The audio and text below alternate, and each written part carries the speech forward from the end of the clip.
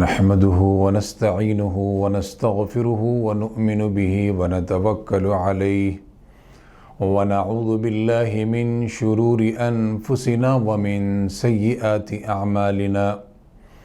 من يهده الله فلا مضل له ومن يضلله فلا هادي له ونشهد أن لا إله إلا الله وحده لا شريك له ونشهد أن سيدنا وسندنا ونبينا وإمامنا ومولانا محمدا عبده ورسوله أما بعد عن علي قال رسول الله صلى الله عليه وسلم إن في الجنة غرفا أو كما قال عليه الصلاة والسلام۔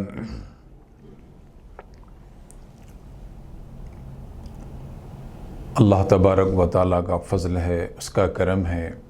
کہ اللہ تبارک و تعالیٰ نے انسان کے اندر بہت ساری خوبیاں عطا کی، بہت ساری صلاحیتیں عطا کی اور بہت ہی بامہذب بنایا، اور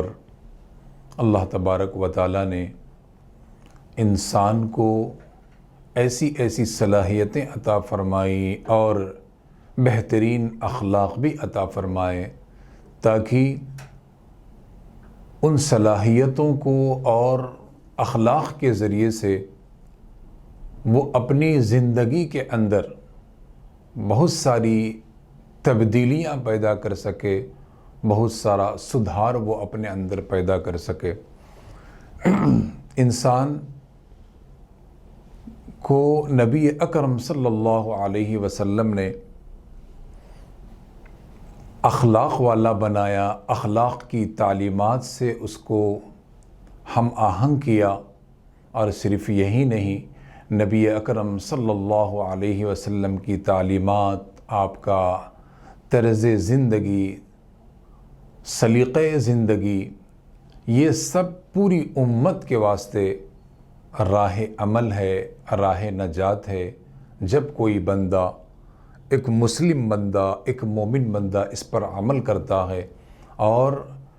عمل کرتے ہوئے وہ آگے بڑھتا ہے تو پھر اس کی زندگی کے اندر چار چاند لگ جاتے ہیں، اور پھر وہ کامیابی کے زینے کو طے کرتا ہوا اخروی اعتبار سے بھی اللہ کے نزدیک مقبول ہو جاتا ہے، محبوب ہو جاتا ہے۔ نبی اکرم صلی اللہ علیہ وسلم کا معمول تھا کہ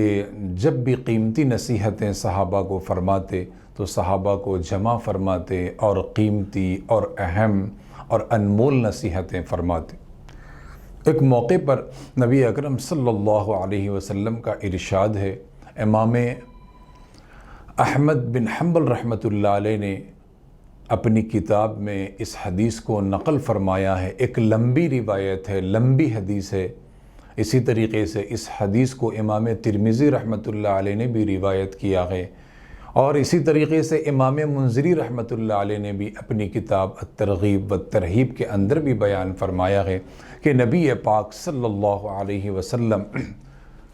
فرماتے ہیں، اور یہ حدیث حضرت علی رضی اللہ تعالیٰ عنہ سے مروی ہے۔ نبی اکرم صلی اللہ علیہ وسلم فرماتے ہیں کہ اللہ تبارک و تعالیٰ نے جنت کے اندر ایسے بالا خانے بنائے ہیں کہ جس کو دیکھ کر انسان حیران و ششدر ہو جائے گا، جو عجیب و غریب عجائبات کا حامل ہے۔ اتنا خوبصورت اور دل فریب اس کا منظر ہوگا، دلکش اس کا منظر ہوگا کہ دیکھنے والا باہر سے اندر کی تمام چیزوں کو دیکھے گا اور اندر سے باہر کی تمام چیزیں نظر آئیں گی۔ اتنے میں ایک اعرابی کھڑا ہوتا ہے، فقام اعرابی، اور وہ کہتا ہے لمن ہی یا رسول اللہ، کہ یا رسول اللہ صلی اللہ علیہ وسلم یہ بالا خانے کس کو ملنے والے ہیں؟ اللہ تبارک و تعالیٰ نے جنت کا یہ اعلیٰ مقام، یہ اونچا مقام کس کے واسطے بنایا؟ نبی پاک صلی اللہ علیہ وسلم نے فرمایا من اطاب الکلام،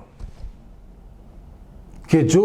عمدہ گفتگو کرتا ہے، بہترین گفتگو کرتا ہے، شاندار گفتگو کرتا ہے، اور وہ جب بھی گفتگو کرتا ہے، جب بھی بات چیت کرتا ہے تو اس کی گفتگو میں سچائی ہوتی ہے، اس کی گفتگو کے اندر عمدگی ہوتی ہے، وہ نہ جھوٹ بولتا ہے، نہ اپنی باتوں میں وہ ملمح سازی اختیار کرتا ہے، بلکہ جب بھی بولتا ہے وہ سچ بولتا ہے، اچھا بولتا ہے، اور اس انداز سے اس کی گفتگو ہوتی ہے کہ وہ کسی کو اپنے الفاظ سے، اپنی گفتگو سے بالکل بھی ناراض نہیں کرتا۔ یہ ہے عمدہ گفتگو، بہترین گفتگو۔ نبی پاک صلی اللہ علیہ وسلم نے فرمایا کہ من اطاب الکلام، جو بہتر اچھی گفتگو کرتا ہے، اللہ تبارک و تعالیٰ اس کو جنت کا اعلیٰ مقام، اعلیٰ ٹھکانہ عطا فرماتے۔ آج بڑے تفکر کا مقام ہے، سوچنے کی بات ہے کہ ایک طرف نبی پاک صلی اللہ علیہ وسلم کی اتنی قیمتی نصیحت، عمدہ گفتگو کرنے پر، اور دوسری طرف ہم مسلمانوں کا حال یہ ہے، انسانیت کا حال یہ ہے کہ زبان سے ہم جھوٹ بولتے ہیں، دھوکہ بازی کرتے ہیں، دوسروں کو دھوکہ دینے کی کوشش کرتے ہیں۔ ہماری زبان سے جو الفاظ نکلتے ہیں وہ کذب پر مشتمل ہوتے ہیں، جھوٹ پر مشتمل ہوتے ہیں۔ سچائی کا راستہ اور سچ گفتگو اختیار کرنے کی ہم کوشش نہیں کرتے۔ صبح سے شام تک جو ہماری گفتگو ہوتی ہے اس میں بے شمار جھوٹ بولا جاتا ہے، ایسے الفاظ نکالے جاتے ہیں جو دوسروں کو ناراض کرنے والے ہوتے ہیں، ایسی ہماری گفتگو ہوتی ہے جن سے اللہ اور اس کے رسول ناراض ہو جاتے ہیں۔ ایسی گفتگو سے منع کیا گیا ہے۔ ایک حدیث میں نبی پاک صلی اللہ علیہ وسلم نے فرمایا کہ جب بندہ جھوٹ بولتا ہے تو فرشتے اس کے پاس سے دور چلے جاتے ہیں، ہٹ جاتے ہیں۔ جھوٹ کی ایک بدبو ہوتی ہے، جیسے ہی بندہ جھوٹ بولتا ہے تو وہ اس کی جو بدبو ہوتی ہے فرشتوں کو محسوس ہوتی ہے، اس کی بدبو کی وجہ سے فرشتے دور چلے جاتے ہیں۔ تو یہی وجہ ہے کہ جب بھی انسان بولے اور زبان سے الفاظ نکالے تو ہمیشہ اس کی زبان پر سچ الفاظ ہونا چاہیے، اچھے جملے ہونے چاہیے، ایسے جملے جن سے اللہ تبارک و تعالیٰ خوش ہوتے ہو۔ یہی وجہ ہے کہ نبی پاک صلی اللہ علیہ وسلم نے ایک موقع پر ارشاد فرمایا کہ جو زبان کی گارنٹی دیتا ہے،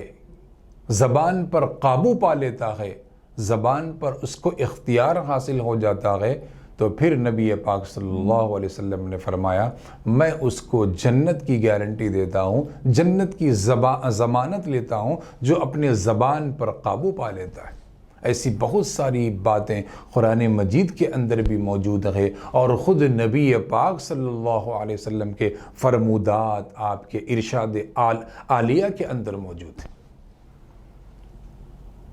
تو اسی وجہ سے نبی پاک صلی اللہ علیہ وسلم نے فرمایا من اطاب الکلام، بہترین گفتگو۔ تو پہلی نصیحت نبی پاک صلی اللہ علیہ وسلم نے یہ کی کہ زبان سے اچھی گفتگو کرو، بہتر گفتگو کرو۔ دوسری نصیحت نبی پاک صلی اللہ علیہ وسلم یہ فرماتے ہیں کہ من اطعم الطعام، کہ لوگوں کو کھانا کھلایا کرو۔ مطلب اس کا یہ ہے، اس کا مفہوم عام ہے۔ لوگوں کو کھانا کھلانے کا مطلب یہ ہے کہ اللہ تبارک و تعالیٰ نے بہت سارے انسانوں کو، یعنی اللہ پاک کے ایسے بندے، اللہ کے ایسے لال دنیا کے اندر موجود ہیں جن کو اللہ پاک نے اپنے فضل سے نوازا ہے، اپنے کرم سے نوازا ہے، ان کو مالدار بنایا ہے، امیر بنایا ہے، آرام کی چیزیں، آسائش کی چیزیں ان کے پاس موجود ہیں۔ تو ایسے لوگوں کو چاہیے کہ وہ غریبوں کی مدد کرے، مسکینوں کی مدد کرے، اپنے مال کو فقراء پر خرچ کرے، اپنے رشتہ داروں میں دیکھے، غور و فکر کرے۔ اگر کوئی غریب ہے، مسکین ہے، ان کو پیسہ اور روپیہ ان کے پاس بالکل بھی نہیں ہے، ختم ہو گئے ہیں،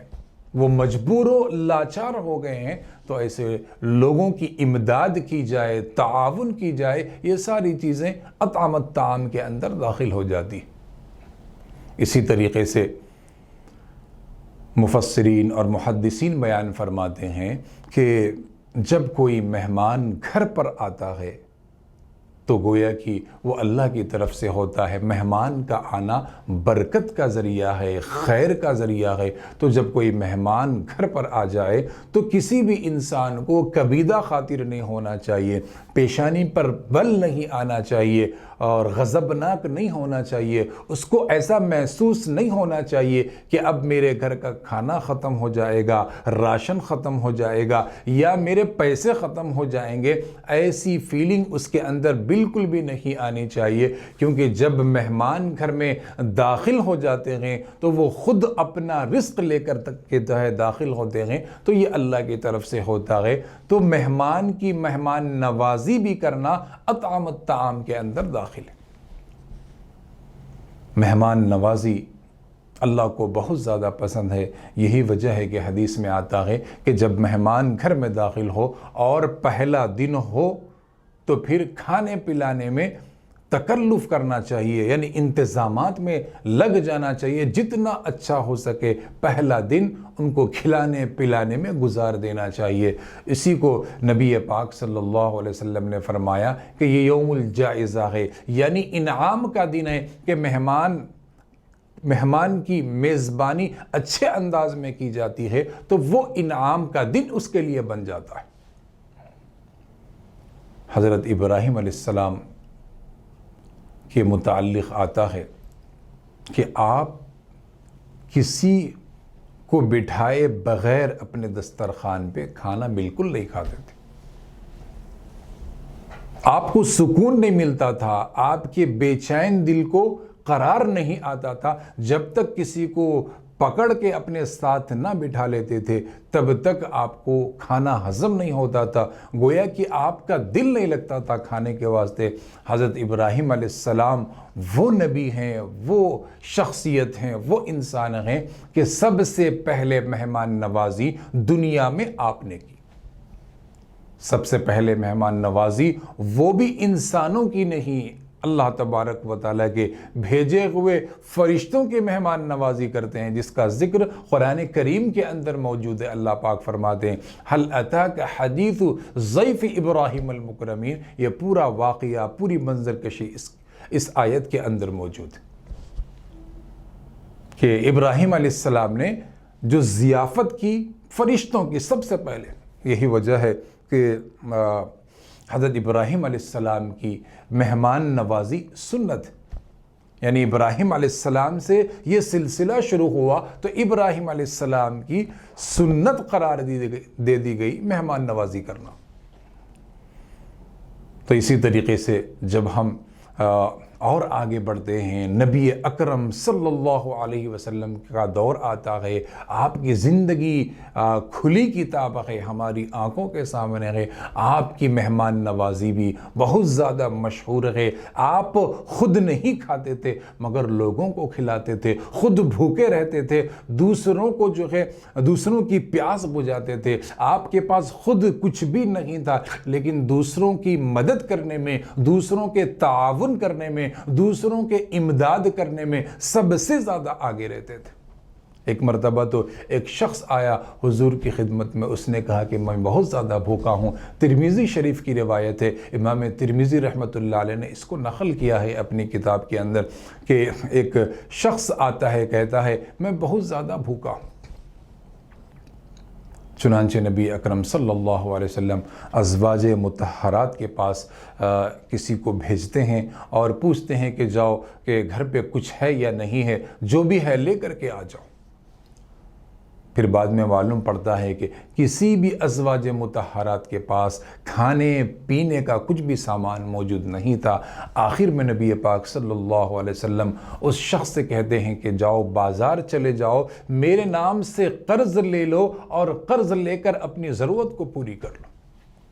اتنا بڑا دل نبی پاک صلی اللہ علیہ وسلم کا، اور ایسا اسوہ، ایسا طریقہ آپ کا تھا کہ کوئی بھی سائل، کوئی بھی لاچار، کوئی بھی مجبور آپ کے پاس سے خالی ہاتھ کبھی بھی نہیں جاتا تھا۔ مطلب نبی پاک صلی اللہ علیہ وسلم کو اللہ تبارک و تعالیٰ نے اتنا رحم دل بنایا تھا، اتنی محبتیں امت کی آپ کے دل کے اندر بھر دی گئی تھی، یہ اللہ کی جانب سے تھا۔ اسی لیے نبی پاک صلی اللہ علیہ وسلم نے فرمایا من اطعم الطعام، لوگوں کو کھانا کھلانا، یہ صفت امت مسلمہ کو اختیار کرنے کی ضرورت ہے، اور یہ ایسی صفت ہے کہ جن سے اللہ تبارک و تعالی بہت زیادہ خوش ہوتے ہیں، اور یہ خود اپنے رزق میں کشادگی کا ذریعہ ہے، عمر میں کشادگی کا ذریعہ ہے، تنگی دور کرنے کا ذریعہ ہے، مشکلوں کو آسان کرنے کا ذریعہ ہے۔ تو دوسری نصیحت نبی پاک صلی اللہ علیہ وسلم فرماتے ہیں کہ لوگوں کو کھانا کھلایا کرو، ان کا تعاون اور ان کی امداد کیا کرو۔ تیسری نصیحت نبی پاک صلی اللہ علیہ وسلم فرماتے ہیں من افشى السلام، کہ سلام کو عام کرو، سلام کو پھیلاؤ، سلام کو رواج دیا کرو۔ قرآن مجید کے اندر بھی اللہ تبارک و تعالیٰ نے اس کو ذکر فرمایا ہے، اور یہ لفظ سلام اتنا بہترین کلمہ ہے، اور جب ہم سلام کرتے ہیں السلام علیکم ورحمۃ اللہ وبرکاتہ، تو یہ پاکیزہ کلمات، بہترین کلمات کسی اور مذہب کے اندر آپ کو ملنے والے نہیں ہیں۔ اللہ تبارک و تعالیٰ نے امت محمدیہ کو یہ الفاظ بتائے ہیں السلام علیکم ورحمۃ اللہ وبرکاتہ۔ پہلا جو سلام ہوتا ہے، فرشتے آدم علیہ السلام فرشتوں کو سلام کرتے ہیں السلام علیکم ورحمۃ اللہ وبرکاتہ، یعنی جنت کے اندر سب سے پہلا سلام و کلام ہوتا ہے، تو یہ جنتی لفظ ہیں، جنتی الفاظ ہیں، جس کو اللہ تبارک و تعالیٰ نے رہتی دنیا تک کے واسطے، امت محمدیہ کے واسطے مخصوص کر دیا کہ جب آپس میں ایک مسلمان دوسرے مسلمان سے ملا کرے، ایک مومن دوسرے مومن سے ملاقات کرے، تو آپس میں ان الفاظ کے ذریعے سے ملاقات کرے، یعنی السلام علیکم ورحمۃ اللہ وبرکاتہ۔ کسی اور مذہب کے اندر ایسے جملے، ایسے بہترین کلمات ملنے والے نہیں ہیں، اللہ تبارک و تعالیٰ نے یہ ہم کو عطا کیا ہے۔ ایک شخص نبی پاک صلی اللہ علیہ وسلم کی خدمت میں حاضر ہوا، اس نے کہا السلام علیکم، تو نبی پاک صلی اللہ علیہ وسلم نے فرمایا کہ اس کو 10 نیکی عطا کی گئی۔ پھر ایک شخص آیا، اس نے کہا السلام علیکم ورحمۃ اللہ، نبی اکرم صلی اللہ علیہ وسلم نے فرمایا اس کو 20 نیکی اللہ کی جانب سے عطا کی گئی۔ پھر ایک شخص آیا، اس نے کہا السلام علیکم ورحمۃ اللہ وبرکاتہ، تو حضور نے فرمایا اس کو 30 نیکی اللہ کی طرف سے عطا کی گئی۔ اور صرف یہی نہیں، بلکہ ایک موقع پر نبی پاک صلی اللہ علیہ وسلم نے فرمایا کہ جو سلام کرنے میں پہل کرتا ہے، اللہ تبارک و تعالیٰ اس کو مزید ثواب عطا فرماتے ہیں اور بے شمار ثواب عطا فرماتے ہیں۔ سلام کرنا مسنون ہے اور اس کا جواب دینا واجب ہے، ضروری ہے۔ تو سلام پر ہی اللہ تبارک و تعالیٰ نے پہلی فرصت میں اول وقت میں 30 نیکی عطا کر دیتے ہیں۔ اور صرف یہی نہیں، بلکہ ایک اور موقع پر نبی پاک صلی اللہ علیہ وسلم فرماتے ہیں کہ جب مومن بندے آپس میں ملتے ہیں، سلام کرتے ہیں اور مصافحہ کرتے ہیں، تو ان دونوں کے جدا ہونے سے پہلے اللہ تبارک و تعالیٰ دونوں کی مغفرت فرما دیتے ہیں۔ تو یہ جو سلام ہے، مغفرت کا ذریعہ ہے۔ حضرت عبداللہ بن سلام رضی اللہ تعالی عنہ مدینہ میں یہودیوں کے سب سے بڑے عالم تھے۔ نبی اکرم صلی اللہ علیہ وسلم مکہ سے جب مدینہ ہجرت کر جاتے ہیں اور سب سے پہلا جو وقت ہوتا ہے جیسے ہی مدینہ میں داخل ہوتے ہیں سارا مدینہ اٹھ کھڑا ہوتا ہے، نبی اکرم صلی اللہ علیہ وسلم کو دیکھنے کے لیے بے چین و بے قرار آگے بڑھنے لگتا ہے، جس میں بڑے بھی موجود ہیں، جوان بھی موجود ہیں، بوڑھے بھی موجود ہیں، عورتیں بھی موجود ہیں، چھوٹے چھوٹے معصوم بچے نبی اکرم صلی اللہ علیہ وسلم کے دیدار کے لیے بے چین ہو جاتے ہیں، ان کو دیکھنے کے لیے آ جاتے ہیں۔ چنانچہ نبی اکرم صلی اللہ علیہ وسلم جب مدینہ میں داخل ہو جاتے ہیں تو عبداللہ ابن سلام رضی اللہ تعالیٰ عنہ جو اس وقت مشرف اسلام نہیں ہوئے تھے، انہوں نے اسلام کو قبول نہیں کیا تھا، ان کے دل میں یہ خیال پیدا ہوا کہ جن کو دیکھنے کے لیے یہ سروں کا سمندر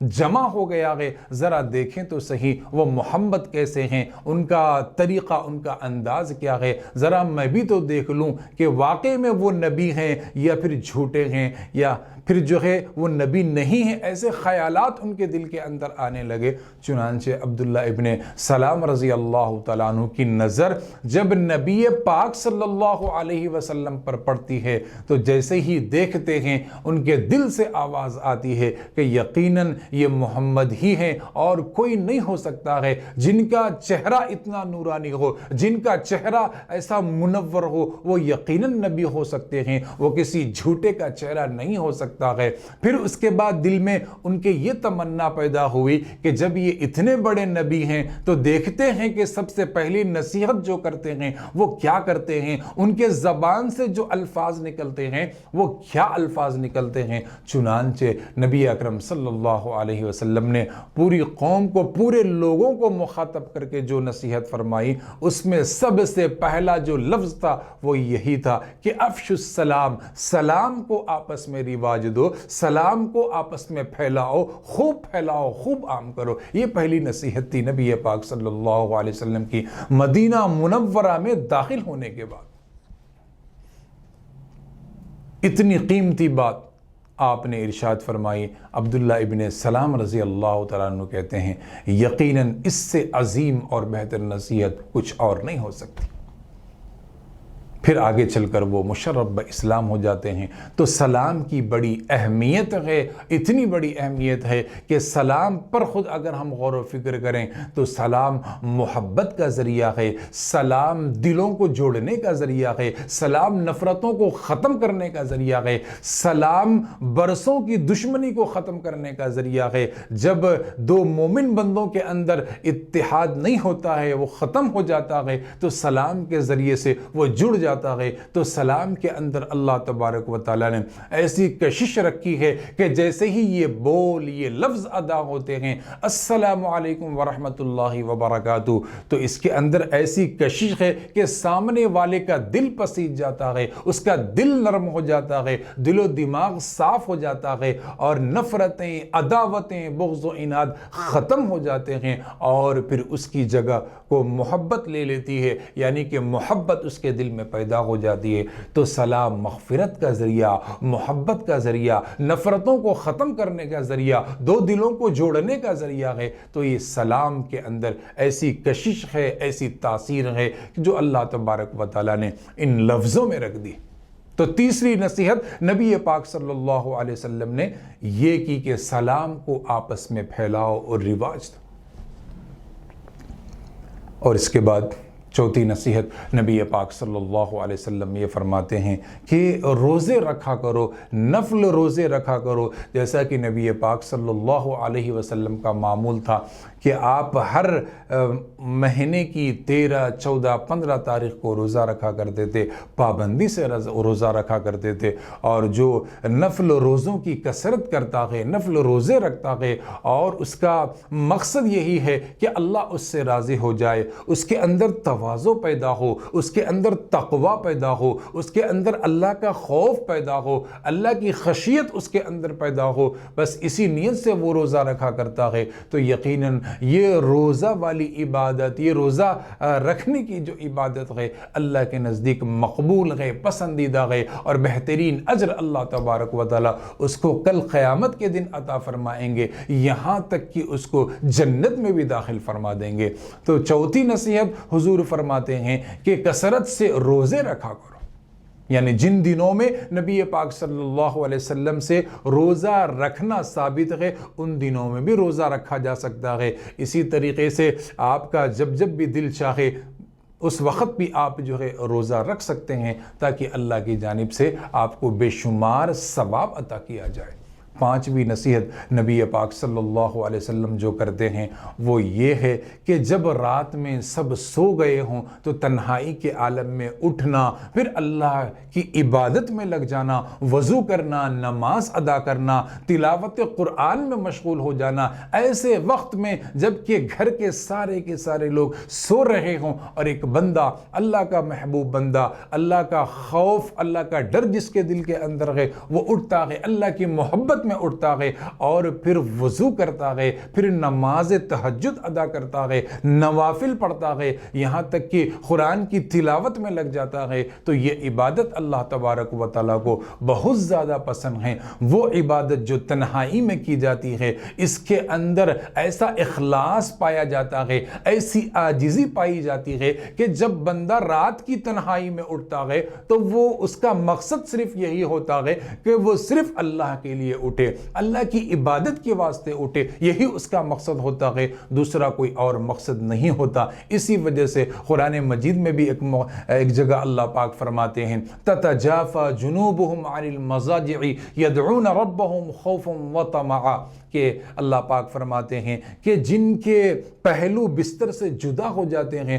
اور وہ خوف و امید میں اللہ کو پکارتے ہیں، تو اللہ تبارک و تعالیٰ کو یہ ادا بہت زیادہ پسند آتی ہے۔ تو نماز تہجد ادا کرنا، رات کی تنہائی میں عبادت کرنا، یہ اللہ کو بہت، اللہ کے نزدیک مقبول ہے، پسندیدہ ہے۔ حضرت بلال رضی اللہ تعالیٰ عنہ سے ایک حدیث مروی ہے، یہ بھی ترمذی کی روایت ہے، چنانچہ امام ترمذی رحمۃ اللہ علیہ نے اپنی کتاب میں اس حدیث کو درج کیا ہے، نقل کیا ہے کہ نبی پاک صلی اللہ علیہ وسلم فرماتے ہیں جو بندہ نماز تہجد ادا کرتا ہے، رات کی تنہائی میں اٹھ کھڑا ہوتا ہے اور اللہ کی عبادت میں مشغول ہو جاتا ہے، تو اللہ تبارک و تعالیٰ کی قربت اسے محسوس ہوتی، اللہ کی قربت اسے جو ہے مل جاتی ہے۔ اور اسی طریقے سے صرف یہی نہیں بلکہ رات کی تنہائی میں جب اٹھ کر وہ نماز پڑھتا ہے تو اس کے گناہوں کو مٹا دیا جاتا ہے، ختم کر دیا جاتا ہے۔ اور صرف یہی نہیں بلکہ اگر اس کے پاس کوئی بیماری